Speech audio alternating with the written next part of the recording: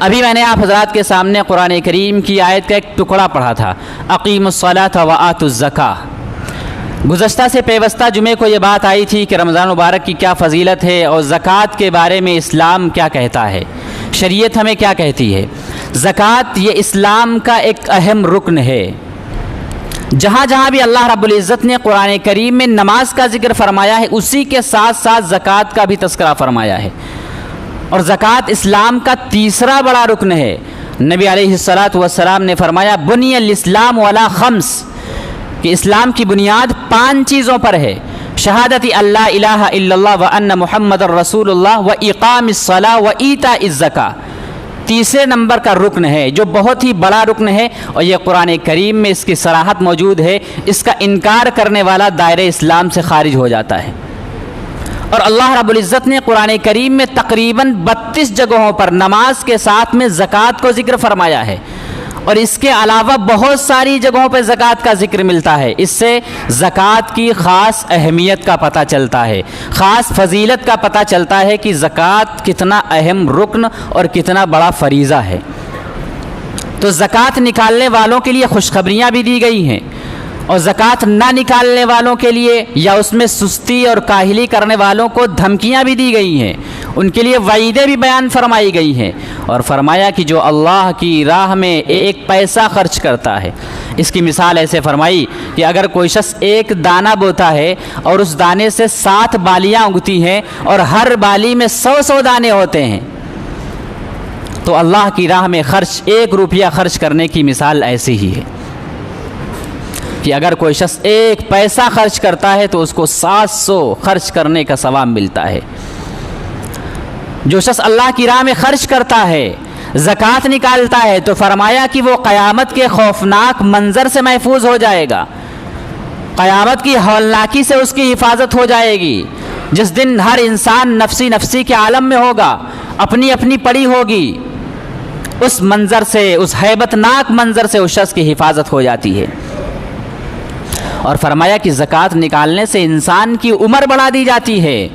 زکوٰۃ نکالنے سے انسان مصیبتوں سے، بلاؤں سے بچ جاتا ہے، یہاں تک کہ فرمایا جو اللہ تبارک و تعالیٰ کی راہ میں خرچ کرتا ہے، صدقہ خیرات نکالتا ہے، تو 70 مصیبتیں اس کے ذمے سے ٹال دی جاتی ہیں۔ اتنا بڑا عمل ہے زکوٰۃ نکالنا، اتنا بڑا عمل ہے اللہ کی راہ میں خرچ کرنا، ضرورت مندوں کی مدد کرنا، غریبوں اور محتاجوں کے کام آنا۔ اسی طرح ایک حدیث شریف میں فرمایا کہ جو شخص زکوٰۃ نہیں نکالتا ہے، جو شخص زکوٰۃ نہیں نکالتا ہے، تو یہ زکوٰۃ جو مال ہے، چاندی، سونا، روپیہ، پیسہ، اس کو آگ میں تپایا جائے گا، پھر نہ نکالنے والے کی پیشانی کو داغا جائے گا، اس کے پہلو کو داغا جائے گا، اس کی پشت کو داغا جائے گا، اور وہ کہے گا کہ آج تم اپنے سے مجھے الگ کیوں کرتے ہو، دنیا میں تو تم مجھے اپنے گلے سے لگا کے رکھتے تھے، تو آج اس کا مزہ چکھ لو۔ اسی طرح ایک حدیث شریف میں بیان فرمایا گیا کہ جو شخص زکوٰۃ نہیں نکالتے ہیں تو اس زکوٰۃ کے مال کو گنجا سانپ بنا دیا جائے گا، اور توق بنا کر گلے میں ڈال دیا جائے گا، اور اس کو ڈسے گا اور کہے گا انا کنزک انا مالک، میں تیرا خزانہ ہوں، میں تیرا مال ہوں۔ یہ اللہ کے رسول صلی اللہ علیہ وسلم نے ہمیں اور آپ کو متنبہ کیا ہے، آگاہ کیا ہے کہ زکوٰۃ نکالنی ہے۔ اسی وجہ سے ایک حدیث شریف میں نبی اکرم صلی اللہ علیہ وسلم نے فرمایا کہ جو شخص نماز تو ادا کرتا ہے، نماز کا پابند ہے، نماز پڑھتا ہے، لیکن زکوٰۃ فرض ہونے کے باوجود زکوٰۃ ادا نہیں کرتا، تو وہ پورا مسلمان نہیں ہے، کامل ایمان والا نہیں ہے۔ پچھلے جمعے کو میں نے بتایا تھا کہ زکوٰۃ کس کے اوپر فرض ہے، اس کو اچھی طرح سمجھ لیں، کیونکہ بہت سے لوگوں کو یہ نہیں پتہ ہوتا ہے، بہت سے حضرات جانتے بھی ہیں، بہت سے حضرات یہ بھی کہتے ہیں ہمارے پاس سونا کہاں جو ہمارے اوپر زکوٰۃ واجب ہوگی، ہمارے پاس چاندی کہاں جو ہمارے اوپر زکوٰۃ واجب ہوگی، ہمارے پاس اتنا روپیہ ہی نہیں ہے، ہمارے پاس مال تجارت ہی نہیں ہے، تو کہاں سے ہم زکوٰۃ ادا کریں۔ اور بعض لوگ یہ کہتے ہیں کہ 7.5 تولہ ہی نہیں ہمارے پاس ہے، تو زکوٰۃ کیسے واجب ہوگی۔ تو زکوٰۃ فرض ہوتی ہے صاحب نصاب پر۔ اب صاحب نصاب کس کو کہتے ہیں؟ صاحب نصاب اس کو کہتے ہیں جس کے پاس 7.5 تولہ سونا یا 52.5 تولہ چاندی یا نقدی روپیہ آپ کے پاس ہو یا آپ کے بینک میں ہو یا مال تجارت ہو، اس شخص کے اوپر زکوٰۃ فرض ہو جاتی ہے۔ اب اس کو اور آسان انداز میں سمجھیں کہ اگر کسی کے پاس 7.5 تولہ سونا نہیں ہے، کم سونا ہے، یا 52.5 تولہ چاندی نہیں ہے، کم چاندی ہے، یا اس کے پاس اتنا روپیہ نہیں ہے، اتنا مال تجارت نہیں ہے کہ وہ 52.5 تولہ چاندی خرید سکتا ہے، تو ان سب کو ملایا جائے گا، سونے کی قیمت بھی ملائی جائے گی جتنا بھی سونا موجود ہو، چاندی کی قیمت بھی جوڑی جائے گی جتنی بھی چاندی موجود ہو، آپ اپنی قیمت جو نقدی روپیہ آپ کے پاس ہے، آپ کے پاس موجود ہے یا بینک بیلنس ہو، اس کو بھی جوڑا جائے گا اسی میں۔ آپ مال تجارت آپ کے پاس ہے، آپ دکاندار ہیں، تجارت کا مال لگا ہوا ہے آپ کی دکان میں، اس کو بھی جوڑا جائے گا۔ اگر چاروں کو ملا کر اتنا روپیہ بنتا ہے کہ آپ 52.5 تولہ چاندی خرید سکتے ہیں، زکوٰۃ فرض ہو جائے گی۔ اب وہ سونے سے بھی پورا ہو سکتا ہے نصاب، چاندی سے بھی پورا ہو سکتا ہے، 2 سے بھی پورا ہو سکتا ہے، 3 سے بھی پورا ہو سکتا ہے، 4 سے بھی پورا ہو سکتا ہے۔ سونے کی قیمت آپ نے جوڑ لی، چاندی کی قیمت آپ نے جوڑ لی، اتنا روپیہ پیسہ وہ ہو گیا، اس کی قیمت اتنی ہو گئی کہ آپ 52.5 تولہ چاندی خرید سکتے ہیں، زکوٰۃ فرض ہو گئی۔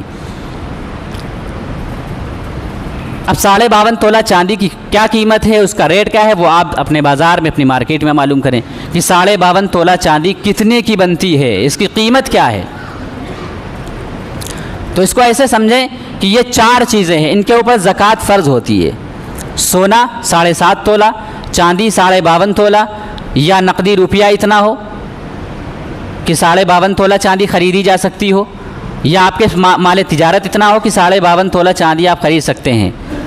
تو آپ کے اوپر زکوٰۃ فرض ہو جائے گی۔ یا کم یہ چیزیں ہیں لیکن سب چیزوں کو ملا کر اتنا پیسہ بن جاتا ہے، اتنی قیمت بنتی ہے کہ آپ 52.5 تولہ چاندی خرید سکتے ہیں، تو آپ کے اوپر زکوٰۃ فرض ہو جائے گی۔ ہاں، سال کا گزرنا شرط ہے، اگر اس مال کے اوپر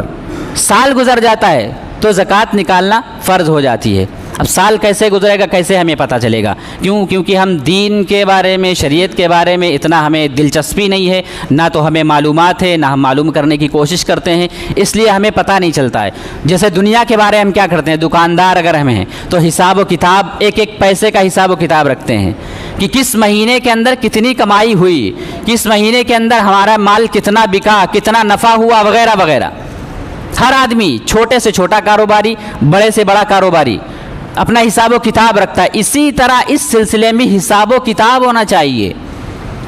کہ ہمارے پاس اتنا روپیہ کب آیا کہ جس سے ہم 52.5 تولہ چاندی خرید سکتے ہوں۔ مثال کے طور پہ 10 رمضان المبارک کو ہمارے پاس اتنا روپیہ اکٹھا ہو گیا، یہ مثال دے رہا ہوں، کوئی دوسرا مہینہ بھی ہو سکتا ہے۔ مثال کے طور پہ 10 رمضان المبارک کو ہمارے پاس اتنا روپیہ آ گیا جس سے ہم 52.5 تولہ چاندی خرید سکتے ہیں، تو آپ اس تاریخ کو نوٹ کر لیجئے کہ 10 رمضان المبارک کو ہم صاحب نصاب ہو گئے ہیں۔ مثال کے طور پہ 52.5 تولہ چاندی مثال کے طور پہ 40,000 روپے کی ہے۔ اب 10 رمضان المبارک کو آپ کے پاس 40,000 روپے آ گئے۔ اب جب اگلا رمضان المبارک آئے گا، اس اگلے والے رمضان المبارک کی 10 تاریخ کو یعنی 10ویں رمضان کو آپ دیکھیں گے کہ ہمارے پاس 40,000 روپے ہیں یا اس سے کم ہیں۔ اگر آپ کے پاس 40,000 روپے ہیں یا اس سے زیادہ ہے تو پھر آپ کے اوپر زکوٰۃ ہے، اگر 40,000 سے کم ہے تو پھر آپ کے اوپر زکوٰۃ نہیں ہے۔ اور سال کا اعتبار، جو سال گزرنا شرط ہے، درمیان میں چاہے آپ کے پاس روپے زیادہ ہوتے رہیں چاہے کم ہوتے رہیں نصاب سے، اس سے کوئی فرق نہیں پڑتا ہے، لیکن 10 رمضان سے اگلے 10ویں رمضان تک آپ کے پاس وہ نصاب ہونا ضروری ہے۔ وہ نصاب ہو یا اس نصاب سے زیادہ ہو تو پھر آپ کے اوپر زکوٰۃ نکالنا فرض ہو جاتا ہے۔ اب زکوٰۃ ہم کتنی نکالیں؟ 40واں حصہ زکوٰۃ نکالنا ہے، 40 روپے میں 1 روپیہ نکالنا ہے۔ اللہ تبارک و تعالیٰ نے اتنا مال و دولت دیا ہے، اس میں 40واں حصہ کتنا ہوتا ہے؟ 40 روپے میں 1 روپیہ نکالنا ہے، یا اسی کو 2.5% کہہ لیجئے کہ 100 روپے میں 2.5 روپے نکالنا ہے۔ 1000 میں 25 روپے نکالنا ہے۔ 1000 اور 25 کتنی معمولی قیمت ہے؟ 1000 میں 25 روپے نکالنا ہے۔ 10,000 میں 250 روپے نکالنا ہے۔ 1 لاکھ میں 2,500 روپے۔ بس اسی طریقے سے آپ جوڑتے ہوئے چلے جائیں، 1 لاکھ 2 لاکھ 3 لاکھ، جتنی آپ کو اللہ تبارک و تعالیٰ نے مالیت سے نوازا ہو۔ تو یہ آسان طریقہ ہے۔ تو جن حضرات کے اوپر زکوٰۃ فرض ہے وہ اللہ کے لیے زکوٰۃ ضرور نکالیں، کیونکہ نہ نکالنے والوں کے لیے وعیدیں ہیں اور نکالنے والوں کا بہت بڑا فائدہ ہے۔ اور سب فائدوں کو ایک طرف رکھیے، سب سے بڑا حکم یہ ہے کہ اللہ تبارک و تعالیٰ کا یہ حکم ہے، اللہ تبارک و تعالیٰ کی عبادت ہے، اس سے انسان کا مال پاک صاف ہو جاتا ہے، اس سے انسان کے مال میں برکتی پیدا ہوتی ہے، ورنہ یہ مال کہیں ضائع ہو جائے گا، اللہ تبارک و تعالیٰ کو بیماری بھیج دیں گے تو یہ پیسے رکھے کے رکھے رہ جائیں گے، یہ مال یہ دولت سارا کا سارا مٹی میں مل جائے گا۔ اور یہ بات بھی پچھلے جمعے کو عرض کی گئی تھی، کچھ لوگ اندازے سے زکوٰۃ نکالتے ہیں، کچھ لوگ ماشاءاللہ نکالتے بھی ہیں، تو اندازے سے زکوٰۃ نہیں نکالنا ہے، ایک ایک پائی ایک ایک پیسے کا حساب و کتاب کرنا ہے، اس کے بعد زکوٰۃ کو نکالنا ہے، تاکہ بالکل صاف طریقے سے ہمیں پتہ چل جائے کہ ہمارا مال پاک ہو چکا ہے اور ہماری زکوٰۃ نکل چکی ہے۔ جب زکوٰۃ فرض ہو جائے تو اس تاخیر نہیں کرنی چاہیے، تاخیر کرنے کا بھی ایک گناہ ہے، ہمیں جلد سے جلد کوشش کرنی چاہیے کہ ہم زکوٰۃ جلد سے جلد نکال دیں، محتاجوں تک پہنچائیں، غریبوں تک پہنچائیں، انہیں تلاش کریں۔ بہت سے لوگ یہ کہتے ہیں کہ ہمیں پتہ ہی نہیں چلتا کون مستحق ہے کون مستحق نہیں ہے، تو جس کو دینا ہے اس کے بارے میں کچھ لوگوں سے معلومات کر لیں، اگر ظن غالب ہو جائے، غالب گمان یہ ہو جائے کہ فلاں شخص مستحق ہے زکوٰۃ کا، بس آپ اس کو زکوٰۃ دے دیں، انشاءاللہ آپ کی زکوٰۃ نکل جائے گی۔